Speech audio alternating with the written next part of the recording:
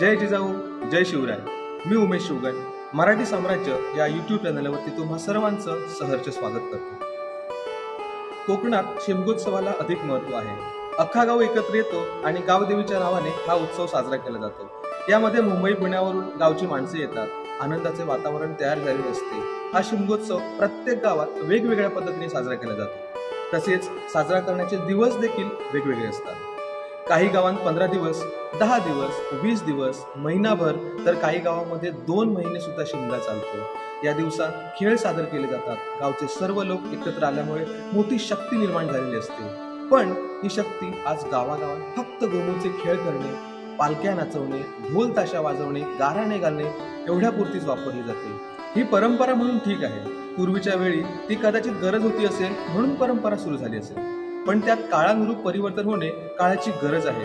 पण हे परिवर्तन होण्यासाठी त्या गावचे गावप्रमुख अत्यंत महत्वाचे असतात. कारण कोकणात गावकर, गावप्रमुख तसेच वाडी प्रमुख ही मंडळी फार महत्वाची भूमिका बजावतात.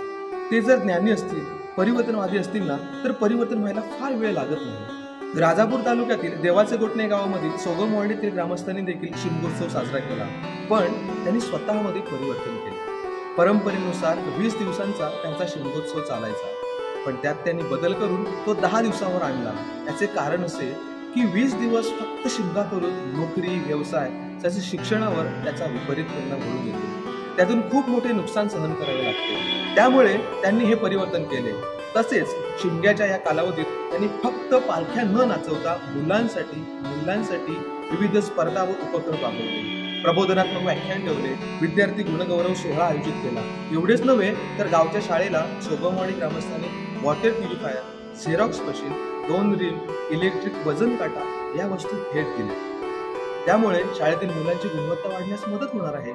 या सगळ्यांसाठी श्री किरण सोगम व श्री शांताराम सोगम या वाडी प्रमुख व गाव प्रमुख तसेच युवा ग्रामविकास मंडळ सोगमवाडी मुंबईचे अध्यक्ष श्री विश्वनाथ सोगम, उपाध्यक्ष श्री सुहास सोगम व श्री राजेश सोडिये, सचिव योगेश सोगम, उपसचिव सुरेंद्र सोगम व प्रवीण सोगम, खजिनदार हर्षद सोगम, उपखजिनदार दिलीप सोगम व महेश नाडणकर या सर्वांचे विशेष कौतुक.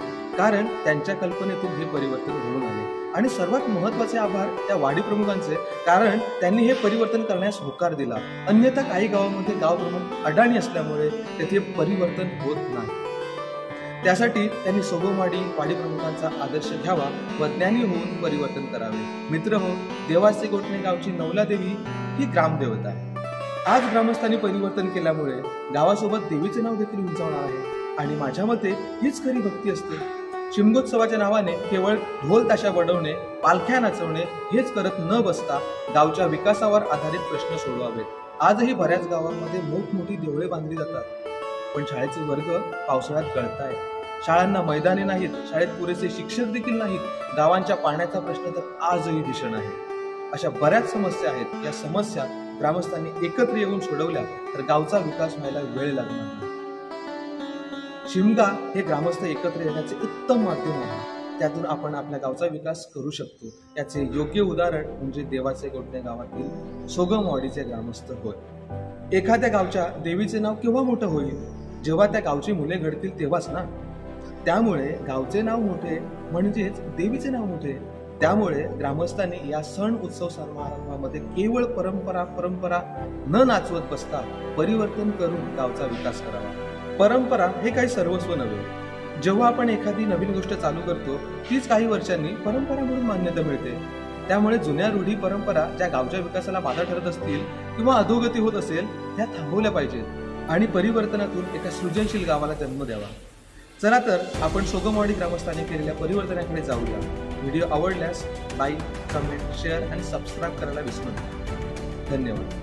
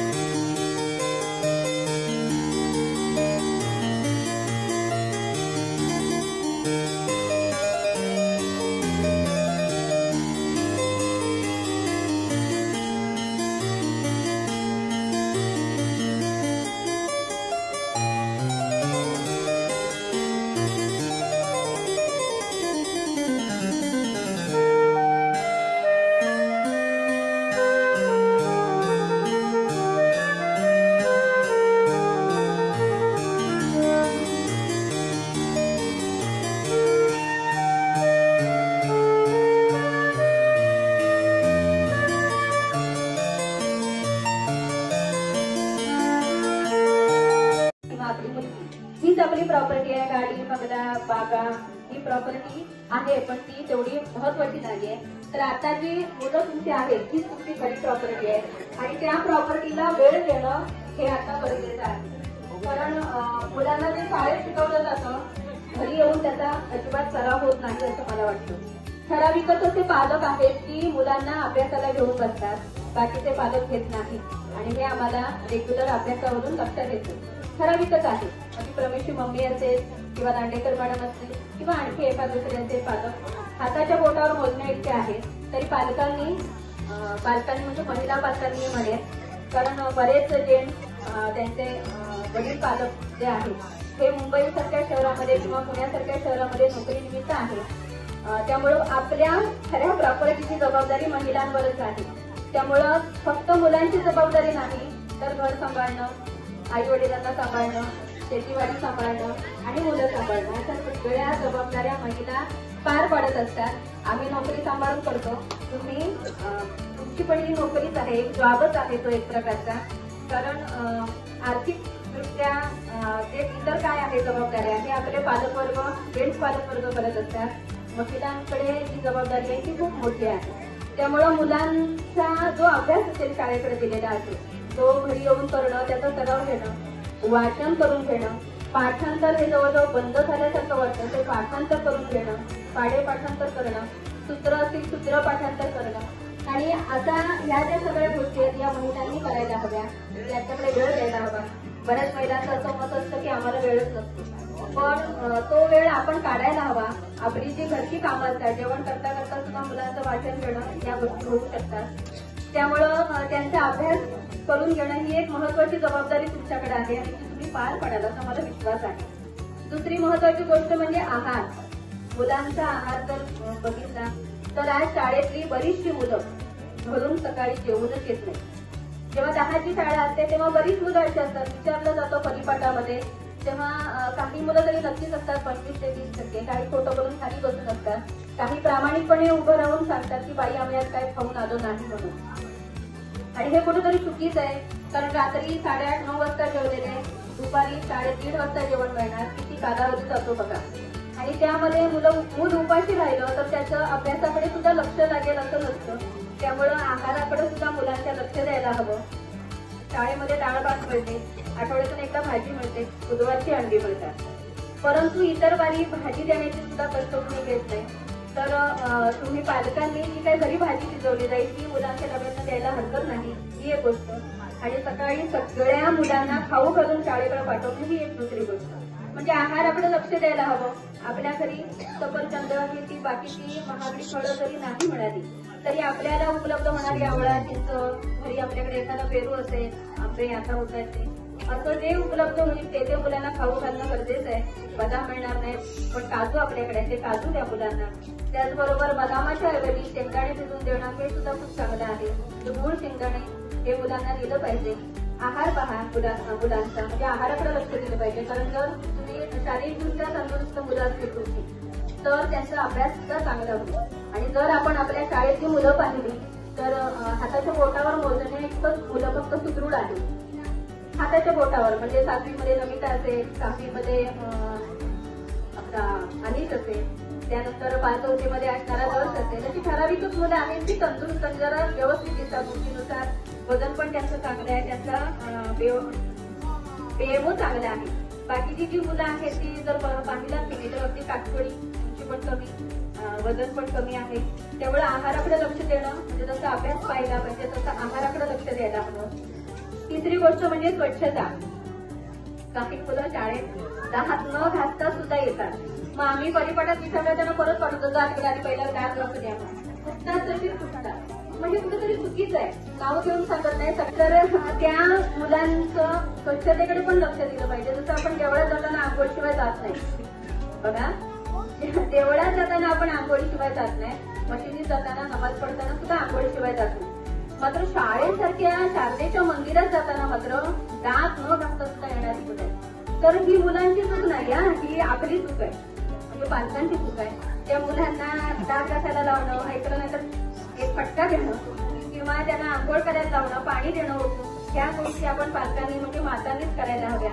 त्यामुळे स्वच्छतेकडे लक्ष द्या.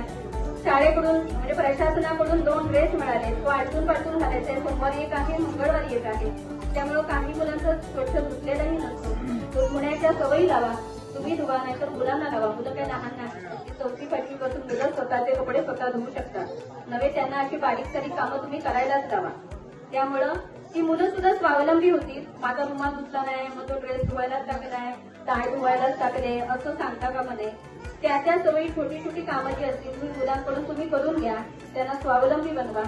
या 3 गोष्टी तुम्ही मुलांकडून जर करून घेतात, म्हणजे सकस आहार असेल, स्वच्छता म्हणजे आजारी पडणार नाहीत मुलं, आणि तिसरी महत्वाची गोष्ट म्हणजे जो शाळेत दिलेला अभ्यास असेल हा अभ्यास वेळच्या वेळी पूर्ण करून घ्या, अशी माझी माता पालकांना सगळ्यांना विनंती असेल. त्याचबरोबर जी मोठी मुलं आहेत, जे हायस्कूलकडे वगैरे आहेत, त्या मुलांनी सुद्धा 10वी पर्यंत शिकून किंवा 12वी पर्यंत शिकून तेवढ्यावरच थांबू नका. तर त्याही पुढे आपल्या वेगवेगळ्या शाखा आहेत, या शाखांमध्ये शिक्षण घेऊन एखादं कौशल्य प्राप्त करा, व्यवसाय शिक्षण घ्या, आणि फक्त शेती किंवा इतर गोष्टींवरच अवलंबून न राहता इतर कोणत्या तरी गोष्टीत आपल्या ठसा उमटवून आपल्या बाकीच्या समाजाला तुम्ही मार्ग दाखवा. आणि असं एखादं मूल गेलं कुठे येते, सैन्य भरतीसाठी झालं, किंवा पोलीस भरतीमध्ये पोलीस झालं, किंवा डॉक्टर झालं, इंजिनियर झालं. आताच एक तिथे पोस्टर लागते, परवा पण स्टेटसला मी कोणाचं तरी वाचलं होतं, श्रद्धा सोगम या MSCET मध्ये असिस्टंट प्रोफेसर म्हणून आता त्या पदावर रुजू झाले आहेत. त्यांचंही खूप अभिनंदन. म्हणजे असं काहीतरी स्पर्धा परीक्षा देऊन मुलांनी आपला मार्ग निवडावा आणि आपलं यश आपल्या बरोबरच आपल्या गावचं, आपल्या पालकांचं नाव उज्ज्वल करावं. तुमचं नाव उज्ज्वल केलं की साहजिकच तुमची मुलगी शाळा म्हणून शाळेचंही नाव उज्ज्वल होईल. असं तुम्हाला मोठ्या मुलांना म्हणजे जे 10वी 12वी मध्ये सोडतात तसं न करता आपण ज्या शिक्षणासाठी कॉलेजसाठी राजापूरला जातोय ते शिक्षणच घेऊन आपलं यश संपादन करावं, असं तुम्हा सगळ्या मोठ्या मुलांना माझं सांगणं असेल.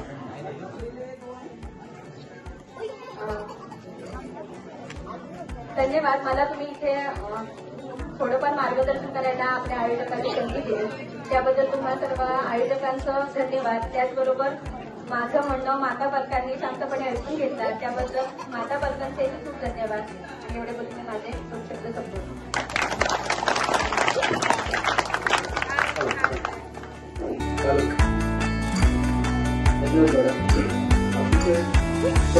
साधारण सोप्या शब्दात अतिशय मौलिक आणि महत्वाचं मार्गदर्शन केलं ग्राम विकास मंडळ